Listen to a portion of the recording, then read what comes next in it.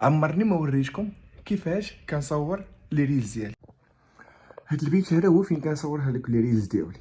الا لاحظتي معايا غتلقاو واحد الزربيه هنايا، وغتلقى هاد البلاصه اللي كنصورها بلاصه هاديه جدا، واللي اهم حاجه شنو هي هو ان الانسان يدير شي حاجه باغي يديرها.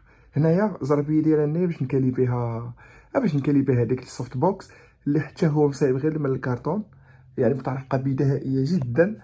هنايا كانت عندي واحد التريبي حاط فيها هذيك السوفت بوكس فوقاني، لاحظتوا معايا حتى هويا صايبتو بيديا. هادي كلشي كيعرفها، كلشي عنده هاد اللعيبه هادي، يعني تلقاها موجوده.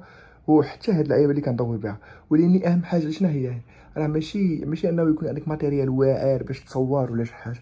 الانسان كيبدا عادي ومع الوقت كيطور راسو، وفي هذاك التطور اللي كيسعى ليه وباغي يوصل ليه، راه كتكون عنده واحد الحلاوه خاصه. علاش؟ حيت كيبدا عادي بحال ما هكايا، وغدا ولا بعد غدا كيولي عنده السوفت بوكس ديال 3000 درهم، عنده ماتيريال غالي ساوي بزاف، وعنده فريق عمل متميز وناضي وواعر. ولكن البدايات هي اللي كتكون صعيبه.